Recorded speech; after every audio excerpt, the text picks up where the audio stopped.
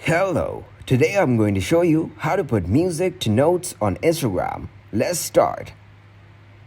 First of all, open up the Instagram app. Once you open up your Instagram account, click on DM from the top right corner. From here, tap on Your Notes. Then click on the music icon to add music on Notes. You can choose any music from For You. Also, you can select the specific lyrics to put on your notes.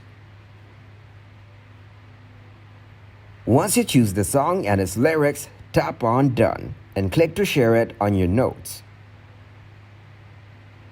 After posting music on your notes, click on your notes to listen to it. Give this video a huge like and subscribe to get more helpful videos like this. And explain me how we're solving new problems every day.